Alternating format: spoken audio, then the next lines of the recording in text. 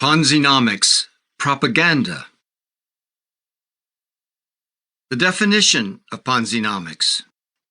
Ponzinomics, a noun, a pseudo-economic, all-encompassing delusional belief system that promotes the swindle of a Ponzi or pyramid scheme as a valid economic model that promises believers a fulfilling and financially rewarding way of life, complete with mission, values, leadership, and worldview. The societal spread of Ponzinomics is necessarily accompanied by governmental collusion. From denial. In pleasing natural colors, the cigarette advertisement shows a healthy, sexy young couple savoring a smoke together while sitting next to an idyllic stream in the countryside. In one corner of the ad, a terrifying warning is posted, starkly in black and white, that smoking causes cancer and birth defects. Alternative and harshly conflicting messages cannot be simultaneously processed. The dire, factual warning of death and deformity competes with positive and pleasing imagery of health, beauty, and enjoyment. The cigarette producers do not deny their product kills. They don't need to. They know the more powerful and reassuring alternative message, smoking is about pleasure, will prevail. Less than 3 years after Judge Timoney and the FTC ruled that saturation from Amway's unlimited recruiting was, quote, immaterial, that false claims of high incomes were, quote, inspirational, and that, quote, retail rules prevented harm, new factual evidence emerged that contradicted those reassurances. Realities of saturation, enormous consumer losses, and pervasive deception came to a forefront. As it turned out, the revelations did not matter. With enough power and presumed authority, and backed by FTC approval, these devastating facts and statistics would be blithely contradicted. Reality reshaped by a dominant narrative that MLM is the truest pathway to the American dream. Live celebrity appearances, clergy and politician endorsements, countless testimonials delivered with smiles of joy and proclamations about income opportunity made victim complaints and damning data virtually invisible. Like cigarette promoters who did not have to deny their products are lethal and could sell them with horrifying warnings right on the package, Amway moved beyond denial to rely on alternative facts to smother those truths. In the aftermath of Judge Timoney's ruling, and as contrary facts emerged, MLM had already grown into a major political lobby with extensive connections in the National Republican Party. Rich DeVos, former Neutralite recruiter and one of Amway's founders, served as the national finance chair of the GOP in the same year of the legendary Amway decision. To support the nomination of Ronald Reagan for the upcoming 1980 election, DeVos personally contributed and raised $145 million in today's dollars from America's rich and powerful, of which the former Neutralite recruiter now ranked as a member. His Amway co-founder and Neutralite colleague, Jay Van Andel, had simultaneously become the chairman of the U.S. Chamber of Commerce. Big business and the Republican Party were now arrayed with Amway's endless chain scheme, a financial proposition that had previously been understood by regulators across the country, including the FTC, as fraud. By then, multi-level marketing was more than just a very large business with deep political connections gained from payments to politicians. It was also a mass movement on Main Street, USA, with millions of followers who displayed levels of zeal and obedience never before seen in American business. Some followers resembled addicts, with fanatical behavior once reserved for certain realms of religious fundamentalism and political extremism. Now giving itself the legitimate-sounding name multi-level marketing, the phenomenon morphed into a syndicate of essentially identical enterprises. Amway, the direct descendant of Nutrilite, was the syndicate's ringleader. The new cartel took its seat in the pantheon of American power, alongside Big Tobacco, Big Pharma, the military-industrial complex, Wall Street, and Hollywood. It used the tools and tactics of all extreme power holders, among them to deny or ignore reality when facts posed a threat or inconvenience, and never to admit to errors or contradictions, even when verified and indisputable. While most people fell in line under the presumed moral authority and veracity of Judge Timoney's Amway decision in 1979, Wisconsin's Assistant Attorney General at the time, Bruce Craig, did not. He was appalled and astounded by the decision. It defied common sense and the laws of economics. How could what is inherently deceptive, an endless chain financial proposition, become legal? He questioned. Moreover, in his youth, Craig had personal work experience in direct selling, so he was able to grasp that profitable retailing in that field is impossible if the number of retailers is constantly expanding in any market area. With that basic experience and from his direct involvement in the earlier FTC actions against Costco, another large MLM, Craig understood that retailing was impossible and irrelevant to the destructive outcome of any endless chain.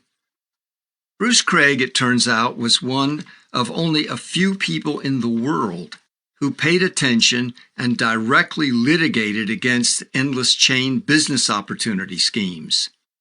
He was one of the few who grasped MLM's innate deceptiveness and destructive power. As an attorney, he understood the inherent fraudulence of such a scheme as a legal matter could not be changed. Written law cannot conflict with commonly perceived reality. This common sense view and overall regulatory perspective toward pyramid selling schemes were the basis for his state's anti-endless chain regulation, which he himself had written. That regulation, along with the similar statute in California, was adopted by other states almost word for word. There was no controversy among law enforcement and in the regulatory community until Judge Timoney's 1979 ruling and FTC concurrence, which were then backed by national politicians and the larger business community. In addition to his Wisconsin experience, Craig worked cooperatively with other attorneys general offices and with the FTC in pyramid matters. He served a subpoena to close down the MLM Holiday Magic on its CEO, William Penn Patrick, in California. In the late 1960s and 70s, Craig worked with about 10 other AG offices that were investigating or prosecuting the new phenomenon, variously called pyramid selling, endless chains, pyramid franchising, distributorships, and eventually multi-level marketing. Communications and leadership from the FTC came from FTC attorney Gail P. Gottschall, who held the title of Deputy Director for Federal, State, and Consumer Relations. Gottschall was instrumental in the drafting of legislation that gave states similar authority to that of the federal government to prosecute consumer fraud. The new outbreak of pyramid selling was an important factor in the creation of state consumer protection laws and regulations. He retired in 1980, a year after the Amway ruling, and months before the Ronald Reagan administration. From 1980, when Reagan took office, through 1992, including the term of Reagan's former Vice President George H.W. Bush, the FTC launched almost no new prosecutions of pyramid selling schemes. Attention resumed in a limited way only in the second term of the Bill Clinton administration. During this period of regulatory silence, 1980 to 1996, the number of MLMs vastly expanded across the country and to many other countries. Reflecting on the general view of regulators in the 1970s, Craig said, quote, "At one time, there was the general belief that pyramid schemes were quite similar to Ponzi schemes, chain letters, and lotteries."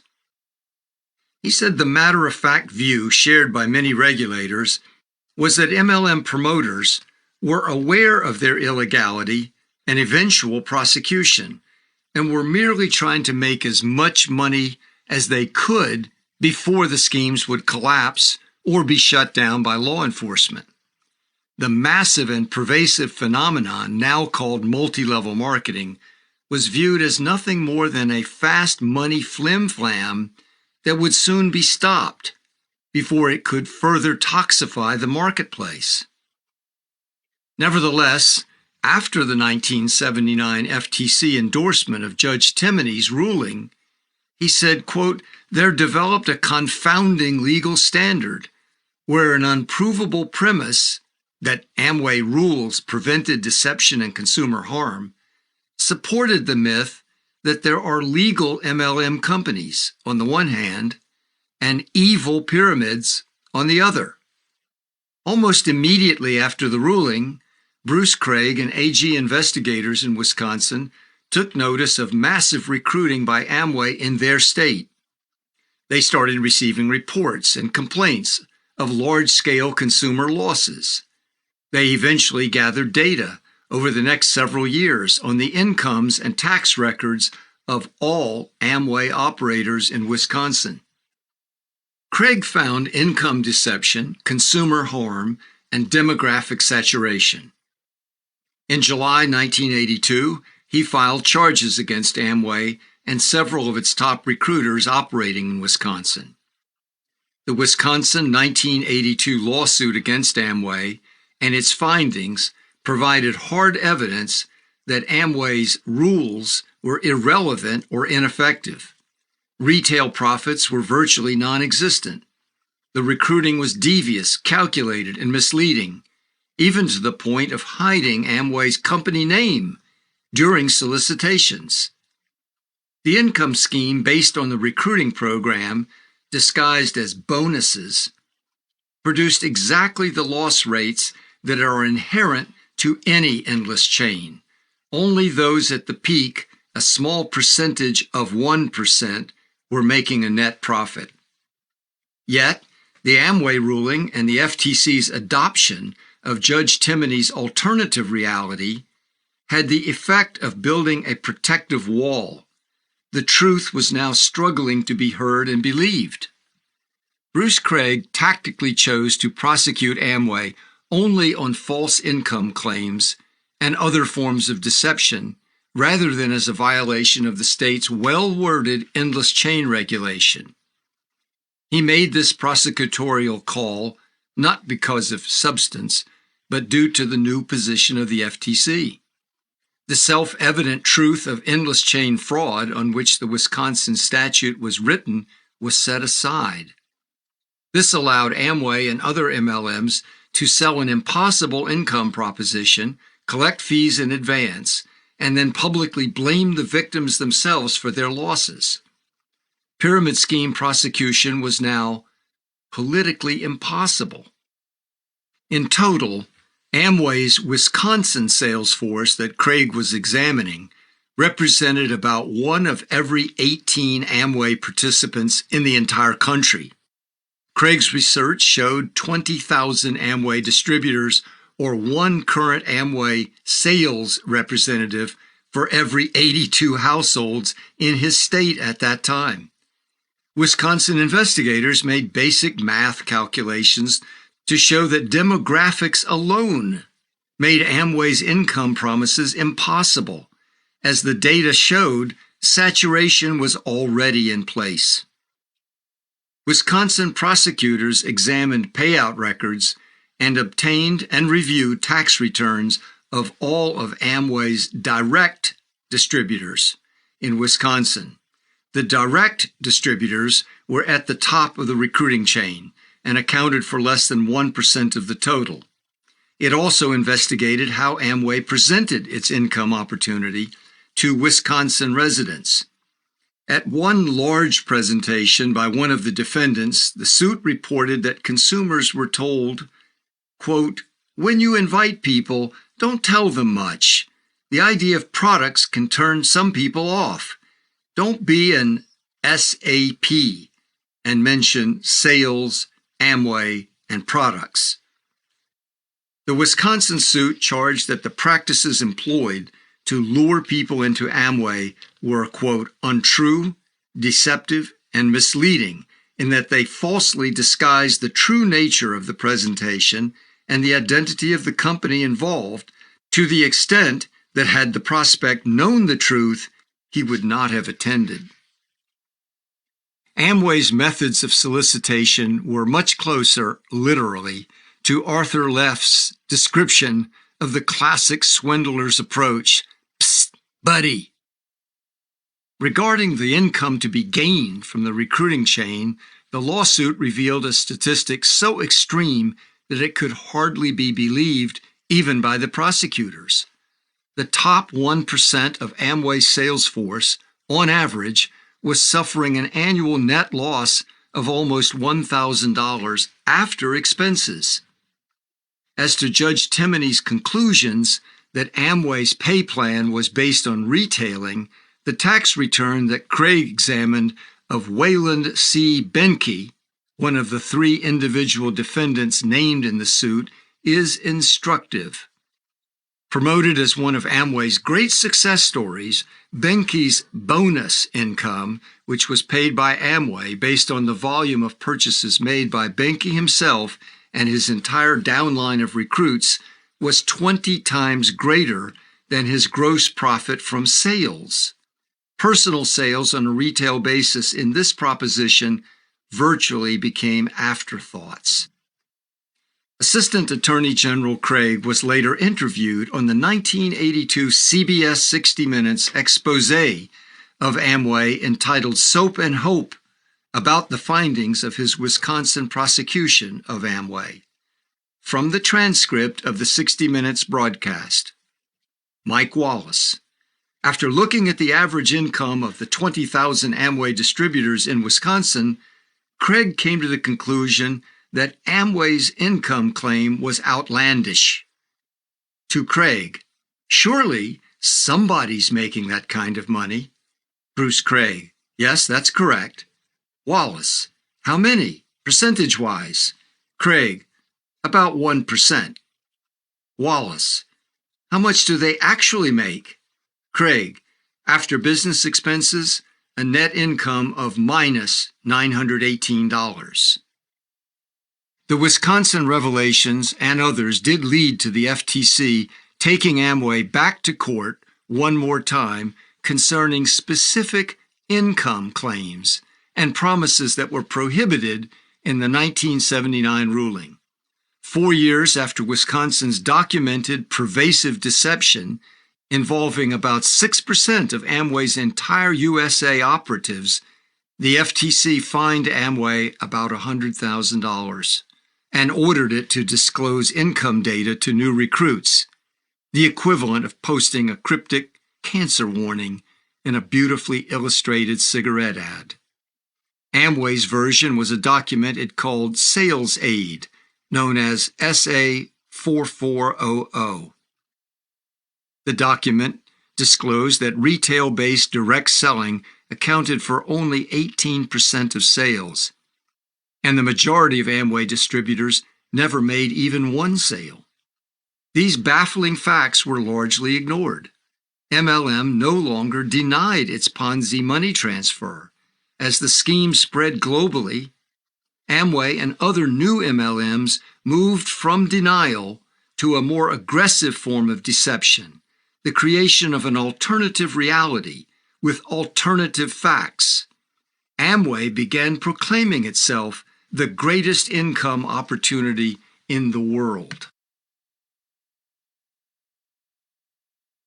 To alternative facts.